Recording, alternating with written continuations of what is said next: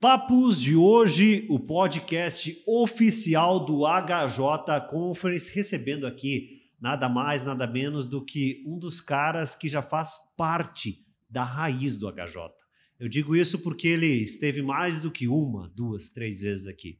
Tedi Correia, buenas, vocalista do Nenhum de Nós e muitas outras coisas que a gente vai aqui estar conversando. Seja muito bem-vindo ao Papos de hoje. É um prazer estar aqui e eu me sinto como já parte dos móveis e utensílios. Essa foi boa. É mais ou menos, né? Tu esteves aqui já vários aí, né? Talvez até a memória para puxar todos é difícil, mas esse parque está cada vez maior cada ano que tu vens, né? É. Não, eu tentando puxar da memória, assim, pra gente ter uma cronologia, eu lembro de ter feito, que nenhum de nós fez um show surpresa. Uhum. Esse eu lembro. E depois eu vim participar de um preview do evento hoje, e dali para frente a coisa sempre constante. O ano passado eu não consegui vir, mas no ano anterior eu vim, daí teve aquela palestra maravilhosa da Glória Maria, que foi um negócio marcante demais, que eu tive a honra de encerrar o evento, lembra? Que eu, sim. Com música, e histórias e tal. E hoje eu fiz a palestra das 16 horas ali no palco principal. Foi muito legal. Colhi bastante, muitas impressões boas e positivas, assim, fiquei feliz. Tedi, assim, um aparato geral. Tu já estás aqui há muitos anos, não só no HJ, mas em Concórdia. Eu já fui em inúmeros shows teu aqui, em palestras tuas, já aqui em Concórdia, e é uma alegria inenarrável estar frente a frente contigo. Mas, principalmente, tê-lo no HJ. Qual a sua impressão em 2023 desse grande evento? Olha, é legal a gente fazer uma visão retrospectiva, assim, para ter a noção do crescimento, das dificuldades que foram ultrapassadas. De algumas coisas, claro que tudo tem sempre que melhorar, isso é o mais legal, né? A gente olhar e pensar assim, ainda tem o que crescer, ainda tem coisa para melhorar. Mas sabe o que eu percebo assim, que eu diria assim, é o mais legal? É o engajamento das pessoas, que aumenta visivelmente a cada ano, entendeu? É uma coisa assim que é meio um motivo de orgulho para a cidade, para a região. As pessoas vêm te falar, como eu viajo muito aqui para Santa Catarina e tal, com show e com palestra, e as pessoas vêm falar, te assisti no evento hoje, te assisti no HJ, tu vai no HJ, não sei o que, sabe? Aí tu vê assim, nossa, as pessoas se engajam com a história mesmo. E esse crescimento é, como é que eu vou dizer assim, o mais autêntico, né?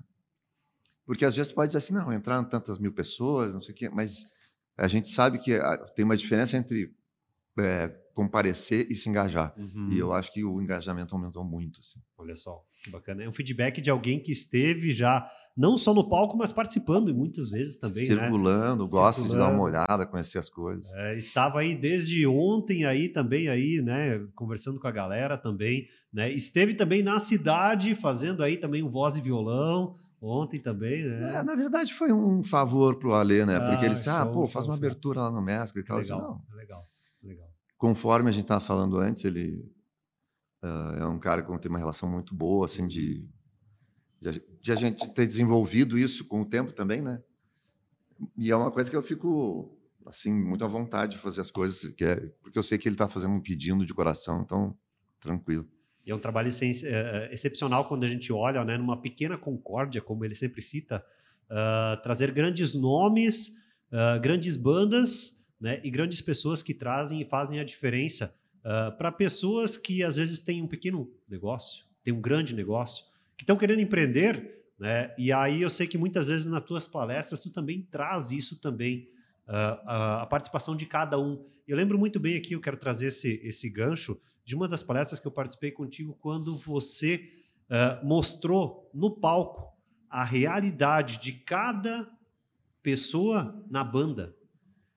Qual o funcional de cada um e a importância de cada um. Sim. E eu lembro que tu colocasses lá primeiro, não lembro qual foi a sequência, mas tipo bateria, baixo violão, guitarra o teclado e o vocal. Caramba, eu fiquei pensando, né? Olha essa sequência e cada um tem a sua importância. E eu fiquei muitas vezes, isso marcou para mim, Porque dentro de uma empresa isso é necessário também. No dia a dia é necessário. Numa família é necessário. E antes nós estávamos conversando dentro da banda de vocês também, né? Que está tendo N coisas aí a serem resolvidas.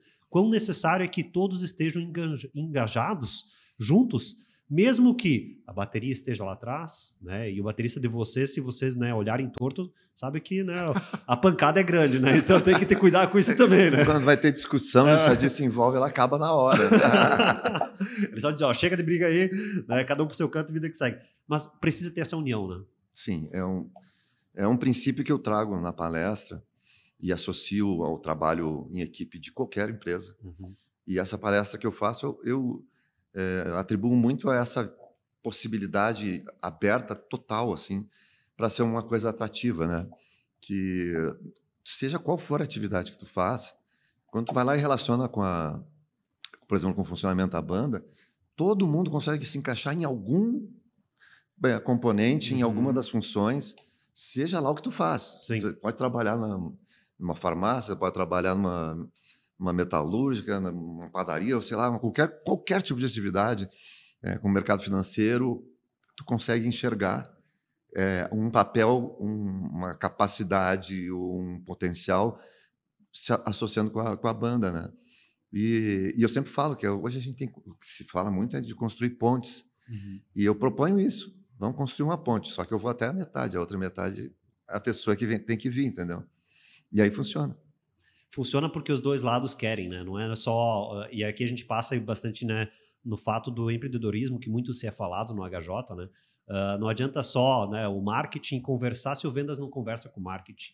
Então é necessário que os dois lados estejam sempre ligados. Assim como na banda, não adianta o baixista tocar se o bumbo não está batendo junto. Né? Então tem toda uma sincronia também ali. Né? E vou dizer assim, que eu gosto de usar uma expressão que acho que também funciona para todo tipo de atividade. Tem que haver coerência em todas as iniciativas.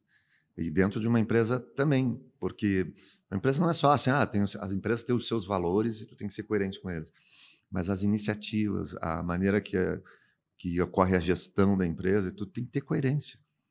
Porque senão é cada um puxando para um lado, não vai funcionar. Não vai nunca para frente. Né? Não, vai para trás. Vai para trás. E daí vai para trás, aí né, você perde totalmente o ritmo, perde o tom, perde tudo, e aí foi-se a música e foi-se a banda junto. É verdade, exatamente. E aí já era, né? Aí já era.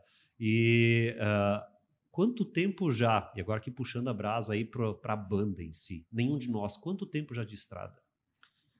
A gente conta o nosso aniversário pelo dia do nosso primeiro show. Uhum. É verdade que a banda já existia pelo menos uns 2 anos antes, fazendo ensaios e tudo mais. Né? Que a gente demorou até colocar o Nenhum de Nós com esse nome no palco. Uhum. E o nosso primeiro show foi no dia 5 de outubro de 86. Ou seja, daqui a pouco a gente vai fazer 37 anos. A mesma idade que eu. É mesmo? 21 de maio. Nossa. Olha só. Quase nasci junto com nenhum de nós. Ai, caramba. E a gente sabe aí que, né, os sucessos aí do Nenhum de Nós, né, eles tiveram, né, a gente estava conversando antes sobre o rock e tudo mais, né, o quão isso deixa a gente jovial, né? Estava comentando aí sobre, né, as idades e tudo mais, mas o rock, apesar de, né, 37 anos, eu vejo hoje em dia, né, gurizada lá de 12, 15 anos cantando Paz e Amor, Camila, e eu acho isso assim estupendo como que pode, né, estar na cultura, mesmo que hoje talvez o rock não seja assim em cenário nacional mais tocado, mas ainda está, né, vivificado aí nas famílias, principalmente de pai para filho quando passa isso, né? Pai, avô, avó. Eu atribuo isso, quando me perguntam, Ricardo, eu gosto de fazer essa reflexão, porque eu não faço para minha música, eu faço para uma geração inteira, tá? Legal. Essa reflexão. Nos anos 80, ali, o rock brasileiro, e também nos 90, que também surgiram bandas maravilhosas. Verdade. E eram pessoas com um propósito, a gente fala muito de propósito, né? De construir uma carreira e de compor músicas que tivessem várias camadas. Ou seja, tu ouve a música uma vez, ela te traz alguma coisa, tu ouve a segunda, ela te traz outras coisas, ou tu consegue te aprofundar nelas. Eu acho que o nosso rock, com os poetas que a gente teve, com os que ainda estão em atividade e tal, é uma proposta de muitas camadas. E isso nos diferencia da música feita para ser consumida com superficialidade, com rapidez, com urgência, pode chamar do que quiser, entendeu? Mas é uma proposta que eu não digo que está errado. O que faz a Luísa Sonza, o que faz a Anitta, o que faz... Não é isso. A proposta delas é clara e elas fazem isso, para mim, com muita competência. Eu não tenho uma visão assim crítica do trabalho, só que é essa proposta. E eu vejo que a nossa proposta, lá naquela geração ali, ela era outra. E tem um lado romântico do rock, que é aquela coisa assim, ingênuo, inocente até, né? Que tu quer transformar o mundo num lugar melhor com a tua música. Eu acho que a gente, em certa medida, conseguiu fazer isso. Por isso que os avós guardam boas recordações das nossas músicas, passam para os filhos passam para os seus filhos, que no caso são netos e tal, e eles se sentem tocados. É uma espécie de herança emocional que eu acho que o nosso rock conseguiu deixar, entendeu? E é bacana ver que essa herança é uma herança que ela está ligada com o sentimento, está ligada com as letras, né? E aqui eu trago isso, eu sou um fã do rock, a minha iniciação na música, né, também foi através aí Legião, Titãs, Nenhum de Nós, toda essa galera, e muitas músicas dessas, eu sei que hoje, né, e eu tenho muitos conhecidos que estão aí aprendendo a tocar um violãozinho, vai lá e pega qual? Paz e Amor, né? E aí, que país é esse? 3 notas lá e assim vai indo. E eu vejo que essas pessoas, elas olham não só para, pô, eu tô aprendendo a tocar um instrumento, tô aprendendo a iniciação na música, mas tem uma letra por detrás também. Não, é muito legal tu falar isso porque, e pelo menos no meu caso, tu falou do Legião também, né? A proposta, ela não era de uma composição complicada, entendeu? Complexa de resolver, assim, uma harmonia à la bossa nova, que eu amo bossa nova, mas não era essa a proposta da composição. Mas os arranjos, eles tinham uma estética. É verdade. E uma proposta que era incrível. Ainda é hoje incrível, a gente ouve certas coisas. Eu vou te dizer, por exemplo, eu tenho ouvido recentemente, a gente sempre toca uma música do Raul Seixas nos shows, às vezes a gente outra vez, agora a gente está tocando guitarra e tal. E aí tu vai ouvir o trabalho do Raul Seixas. Sensacional. Cara, sensacional. Aquilo ali na época que ele compôs, na época que ele escreveu aquelas músicas e tal. Então tem uma ideia por trás das músicas, que elas vão além da composição. Por exemplo, as que eu faço, eu digo, são simples, eu não complico, entendeu? A melodia pode ser um pouquinho mais complicada e o arranjo vai ter uma riqueza que a gente acha que tem que ter. Mas na composição, não tem. Então, eu acho legal que as pessoas buscam, porque quando elas vão tocar, tá igual. E é isso aí. Entendeu? Pô, consigo tocar Paz e Amor igual. Legal, né? É essa a ideia. Que bacana, que bacana. E falando um pouquinho mais agora aqui, tem uma pergunta que eu quis já te fazer em outros momentos, cruzando em eventos e tudo mais, e agora eu vou fazer aqui essa pergunta porque eu venho do meio do rádio e já me fizeram essa pergunta num programa onde eu estava conduzindo de retrô, né? Rock, pop rock e retrô.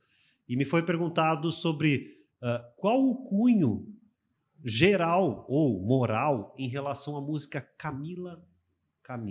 A gente sabe que tem ali algo relacionado às mulheres.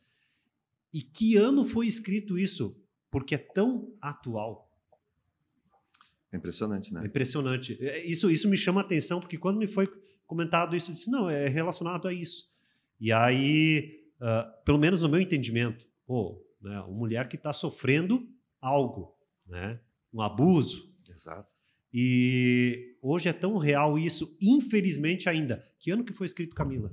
86. Caramba. Saiu no disco em 87.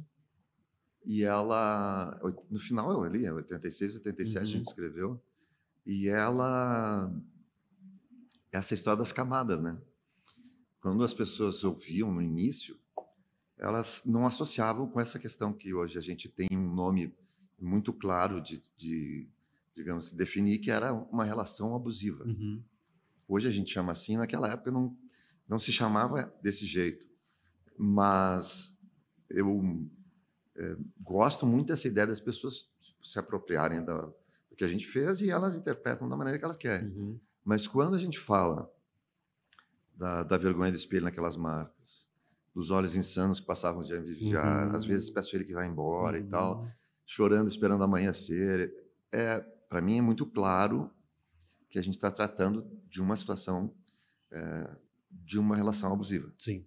E, cara, desde o início, eu vou te dizer que a coisa que eu mais ouvi depois, ou em show, ou encontrando qualquer lugar assim, coisa que eu mais ouvi é alguém dizer: eu sou uma Camila da vida real. Caramba.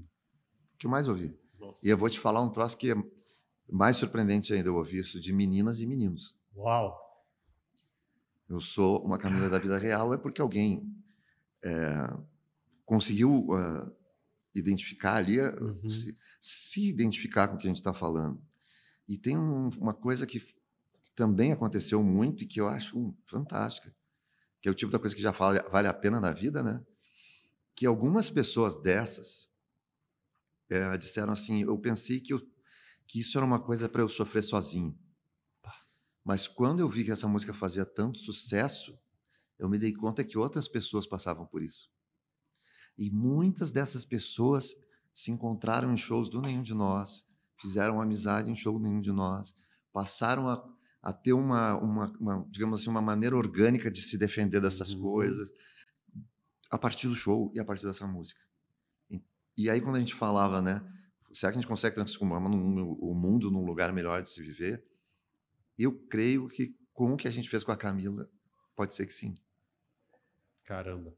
Ouvindo, né, que essa música foi escrita em 86 para 87, nós temos aí 37 anos. Quantas Camilas não passaram a ouvir essa música, se identificar, como tu bem comentaste, falaram para ti, e aquelas que são anônimas, ou anônimos, que a gente nem sabe. Mas isso é uma coisa difícil de quantificar, né, Ricardo? Sim. Mas tem um jeito que a gente consegue quantificar.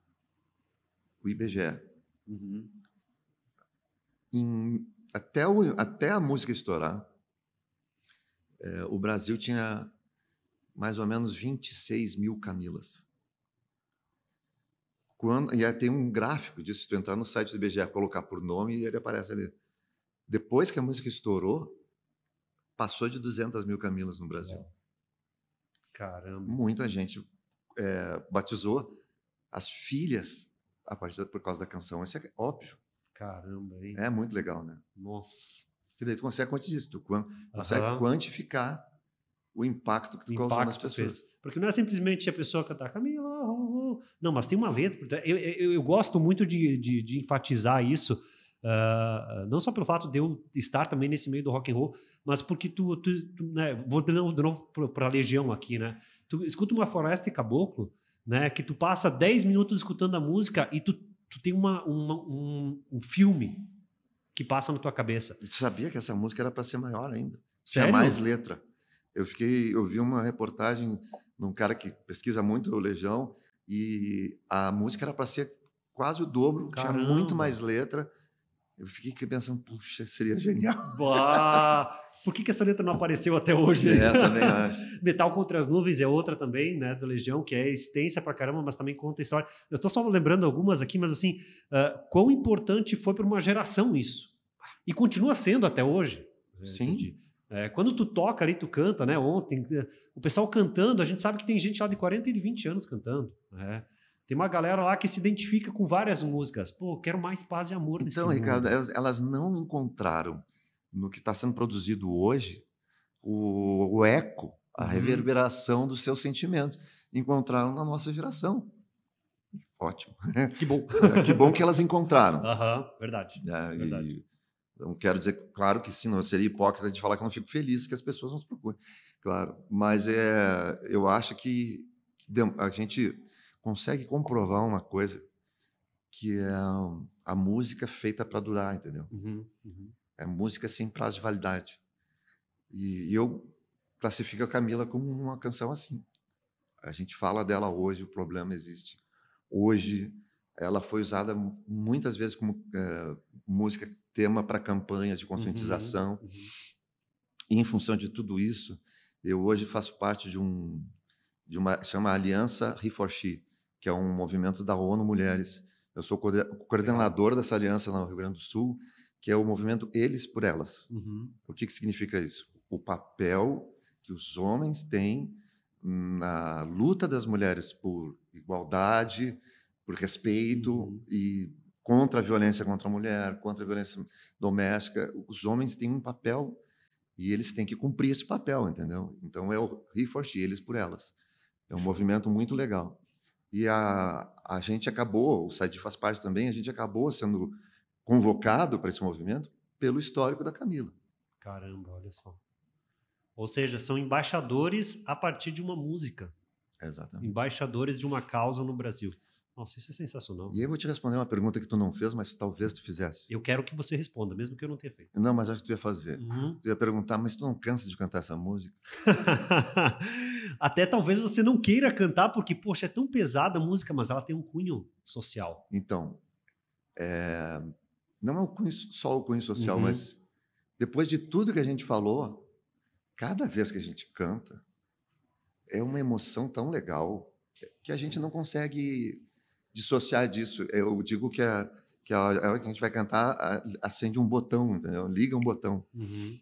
E esse botão ontem, tu viu, tocando voz de violão, estava lá, né? É isso. Caramba, que legal. E até mesmo assim, né? Se eu não me engano, 2 anos atrás, você esteve aqui também na Expo Concórdia. E Ano passado. Ano passado, é verdade, ano passado, isso mesmo, né? Porque total razão. Ano passado esteve tocando e a música que encerrou foi Paz e Amor. Quando encerrou o show com Paz e Amor, a galera continuou cantando. E eu fiquei pensando assim comigo mesmo, pai, esse cara cantando ali uns 2 minutos, 3, 5, eu nem lembro mais. Ficaram uma galera cantando assim. E aí depois vocês voltaram também cantando e tal. Não lembro se foi a última música, mas foi uma do final. E eu fiquei pensando quantas pessoas querem cantar e viver isso. Por isso que talvez tu não se cansa de cantar também essa música. E aí as pessoas falam, mas não, vocês estão sempre cantando as mesmas. Tá. Eu aceito as críticas, mas tem uma lógica que essas pessoas não se dão conta, tá? E aí é o Pequeno Príncipe, né? Uhum. Do Saint-Exupéry, que é aquilo que tu é responsável por quem tu cativa. Verdade. Show do Nenhum de Nós em Concórdia. Tem gente que viaja 2, 3, 4 horas, sabe? Pega a estrada, faz assim um sacrifício às vezes para vir, para pagar um ingresso, porque ela se identifica ou ela foi cativada por essas músicas. Eu não quero gerar em ninguém uma frustração que a pessoa vai embora sem ouvir essas músicas. Entende? Mas vocês cantam sempre as mesmas. Gente, a lógica é essa que eu estou te falando. Eu não quero que a pessoa saia frustrada daqui. Entendeu? Eu quero que ela saia daqui satisfeita, com uma alma leve, feliz, entendeu? Porque ela cantou junto as músicas que fizeram ela vir até aqui. Uhum. Então não é a pessoa que estava ali na esquina. Não é qualquer um. Entendeu? Às vezes tem gente que faz muito sacrifício. É verdade. A gente sabe de gente que viaja 5, 6 horas para assistir o show do Nenhum de Nós, entendeu? Porque é onde vai conseguir assistir e tal. Aí chega lá, nós não vamos tocar essas músicas. Caramba. Olha a frustração que a gente gera nas pessoas, entendeu? O show poderia ser bom? Sim, não tem nenhuma dúvida. Mas eu não quero gerar isso nas pessoas. Eu quero dar para elas motivo para elas saírem satisfeitas do show. Sair com aquele coração, né, tranquilo, fervido, né, com a certeza de que não só ouviu a música, mas foi tocado por ela, né, de diversas formas, né, seja aí pelo lado positivo ou até muitas vezes de forma triste, porém necessária também. E eu sei que tu também estás em outra área, além da música. Escritor. Tedi Correia, escritor. Quantos livros tu já tem? São 4 livros e tem uma história em quadrinho, que eu sou roteirista. Olha só. Essa eu não conhecia. Sim, tem aqui na Doce Letra, eles conseguiram encontrar. Vou ali. O Segredo da Floresta, chama. O primeiro livro foi Bruto, que é de poemas. Depois o livro de Astroajuda, que é uma brincadeira com autoajuda, né? Que é de crônicas.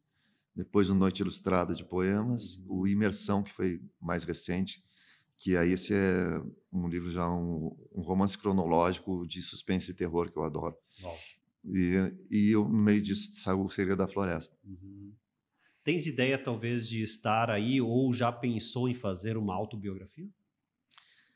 A gente lançou uma biografia do Nenhum de Do Nós. Nenhum de Nós, mas própria tua... Eu tenho vontade de escrever algumas coisas para me aprofundar nas relações que eu tenho como assim fundamentais na minha formação, que é a relação com a minha mãe, com meu pai, com meus avós, com as minhas irmãs, a infância um pouco mais aprofundada com as minhas percepções sobre as coisas que eu passei. E eu acho que vale a pena a gente compartilhar com as pessoas e de uma certa maneira, eu sei que tem muita gente que, assim como as músicas ajudam, quem sabe, né, uma autobiografia não ajudaria alguém, né? Não é uma coisa que eu penso assim, é ego demais escrever. Eu acho que é uma forma de expressão tão válida quanto a música. Não estou escrevendo a meu respeito, estou escrevendo a respeito do meu pai, da minha mãe, dos meus avós, de alguns amigos, não sei o quê, entende? E, na verdade, deixa de ser ego para te atribuir a importância real dessas pessoas na tua vida, né? Então, eu já pensei sobre isso. Eu te perguntei isso porque eu já li vários livros, várias autobiografias e todas elas têm um cunho diferente, né? Tu colocasses agora aqui talvez uma terceira pessoa sendo colocada, né? Aí como talvez até, né, participante direto, né, familiares e tudo mais. Tem aquele ego, né, que alguns puxam e fazem questão de colocar ele de uma forma até às vezes polida e com um grau muito acima, né, exacerbado. Mas tem aqueles também que se colocam humildemente.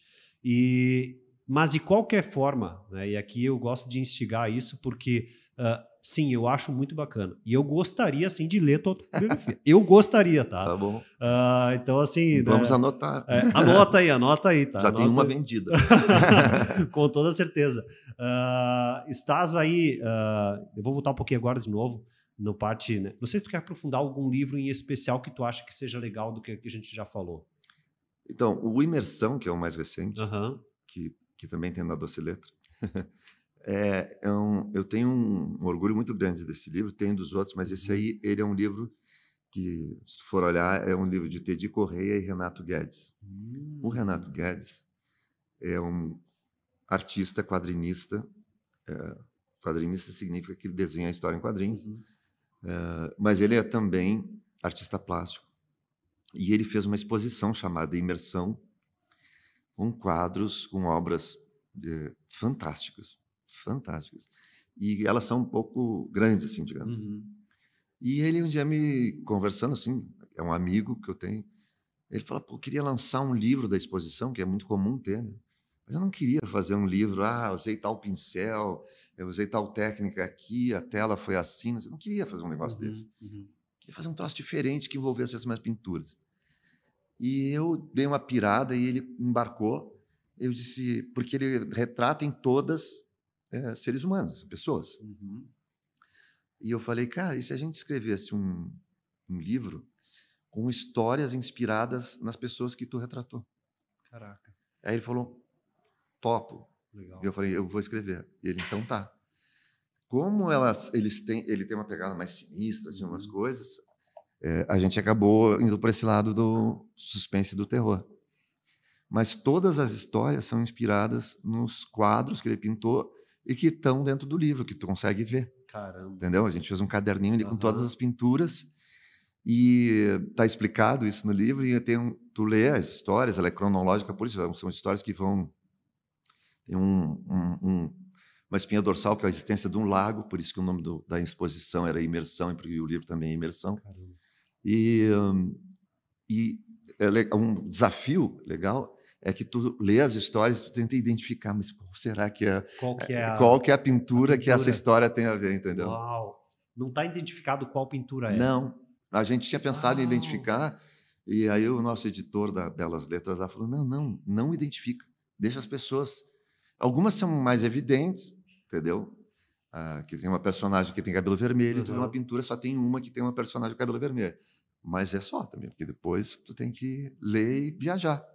Caramba, e essa viagem, só a leitura já faz a viagem, né, acontecer. E aí quando você tem aí que linkar com uma imagem também, e aí às vezes as imagens, não sei, né, eu tô chutando aqui, às vezes algumas são parecidas, talvez. São. E aí você olha e diz, será que é essa? Será que é essa? E qual que, né, que toca talvez a ti conforme o que você acabou de ler? Pô, eu nunca tinha pensado numa sacada dessas. Não, é uma coisa louca, porque eu pensava, Sensacional, cara. eu ligava para ele, olha, de tal pintura e tal outra aqui, eu estava pensando uma coisa assim, assim, ele, sensacional, curti. Aham. Ele sempre deu corda. Que massa. E a viagem eu fui fazendo, assim, sabe? E tinha algumas que eu fiz muita pesquisa, porque algumas me inspiravam um negócio, deixa eu ver se Aham. pode ser, Aham. entendeu? Tipo, você dá um spoiler. Opa, opa. Tem uma que trata, eu vi a pintura e pensei numa coisa e às vezes a gente não tem muita certeza, tem que pesquisar, que é uma espécie de um fenômeno que acontece com as pessoas, que é a tal da cegueira histérica. Classificam desse jeito, tá? Uhum. Que na verdade é uma pessoa que por algum trauma emocional ela perde a visão. Ela não tem nenhum problema Uhum. nos olhos, né? No corpo. Fisicamente, Uhum. tá? Ela não tem esse problema. Mas ela, por algum trauma, ela se bloqueia, ela perde a visão. Caramba. Então a gente tive que pesquisar se isso Aham. acontecia, como é que que isso podia acontecer, qual é o processo e até como seria para ter cura. E aí, claro, vai pesquisando um monte e aí quando vai escrever, alguns do que tu pesquisou servem para o livro. Então esse livro tem bastante pesquisa nesse Legal. sentido. Que bacana, que bacana. E traz, ao mesmo tempo, traz informação junto também, né? Não é um livro só, né, É, de histórias, tem informação junto, caramba. sim. Preciso adquirir esse também. Vou anotar aí também. Ai, ai, ai. Porto Alegre. Nascesse em Porto Alegre? Assim, em Porto Alegre, no centro. No centrão de Porto Alegre. Falando agora bem temporal aí, né? Infelizmente, né, temos Porto Alegre aí abaixo de água, uma boa parte. Porém, todavia, entretanto, né, grande Porto Alegre, de berço de muitos roqueiros, muitas bandas, né, que saíram de lá. Alguns talvez que já fizeram aí, né, rock gaúcho, né, como diz, já fizeram muitos, né, participações juntamente contigo. Alguns talvez que te chamam assim, que são amigos teus, possivelmente, estão aí na convivência e que para ti fizeram a diferença na tua vida. Bom, eu vou te citar um que é muito legal, porque eu conversei hoje com esse cara. Opa. E aí tu vê que a amizade é isso, porque a gente colocou no nosso site lá uma nota oficial a respeito da ausência de um dos nossos integrantes, o João. Uhum. E quem é amigo faz isso, né? Imediatamente liga o que aconteceu. O que aconteceu, cara? E esse cara é um cara que eu tenho uma admiração muito grande e que foi alguém muito importante na minha formação, que é o Cledir, da dupla Clayton e Cledir. Cleiton e Cleitinho. Que eles também tiveram uma banda de rock, digamos Uhum. assim. Era uma banda de rock, que se chamava na época rock rural, Uau. que é o folk rock, né? Aham, aham. E que foi uma tremenda inspiração para mim toda a vida. Que legal. E a gente acabou se conhecendo, a gente se transformou em amigo, né? A gente fez shows juntos, nenhum de nós e Cleiton e Cledir, que era um Que show, massa. e assim, ó, incrível, porque não era aquele show assim, cada um faz uma partezinha, era todo mundo em cima do palco o tempo inteiro. Que massa. E é um cara que eu hoje posso dizer que é um amigo, sabe? Uhum. E que eu tenho uma admiração absurda. Tem grandes nomes aí também, né, no Rio Grande do Sul e eu, Ricardo, agora aqui falando, fico muito feliz em saber que esses ainda estão aí, né, de alguma forma também fazendo o seu papel, né, Engenheiros do Havaí, tem o próprio Cidadão Quem, que agora, né, pelo... Tu citasse duas que, infelizmente, não tem continuidade com esse Com nome. banda, né? Com Como banda. O banda. Duca continua O fazendo o seu Duca, trabalho aham, e o e o Humberto Humberto, também. aham, Mas foram duas bandas muito marcantes muito na história marcantes. do rock. Rock gaúcho e nacional, né? Sim. Com certeza, com certeza. E tem outras bandas aí que talvez não tenham tanto renome, mas que também estão aí e a gente fica feliz porque seja pequeno, seja médio, seja grande, fizeram a sua diferença. Claro, tu pega uma banda como Replicantes, Uhum, que é uhum. uma banda de punk rock. Ela foi uma das melhores bandas de punk rock do Brasil, né? E influenciou muita gente. Uhum, uhum. E até hoje é venerada, assim, né? O Vander é um cara que faz seus shows e tal. E não foi uma banda assim que estourou, porque o punk não era para ter estouro, entendeu? Mas eles tiveram esse papel. O Bideu Balde é uma banda super influente, Ultraman é uma banda influente, e assim vai. Grandes bandas, né, que fizeram grandes participações aí na vida de muitas pessoas, e eu digo também na minha, e eu digo para ti isso agora, Teddy. Tu tens participação enorme na minha vida também. Eu até tenho que cuidar aqui para não me emocionar. Mas é verdade. É verdade, que bom, assim, cara. Fico feliz. Espero que tenha sido uma participação positiva. E continua saudável. Continua sendo. Para mim aqui é uma realização de um sonho estar de frente contigo nesse podcast. Né? Então, estive em muitos shows teus, né? Muitas palestras, se não me engano, foram 2 ou 3. Estive em outros eventos também que tu estivesse, mas assim, de conversar frente a frente é a primeira vez. E eu fico muito feliz em recebê-lo aqui. Eu te agradeço. Então, de coração mesmo. A gente fez um esforço, né, para rolar, que eu sei. Às vezes as coisas não saem como a gente quer, mas deu certo. Né? E eu agradeço pelo esforço teu aí. Eu sei de toda a turbulência que se tem aí por detrás. Né? A gente falou antes também, né, a união de uma banda também é uma união de família. Né? Então, essa família também precisa conversar.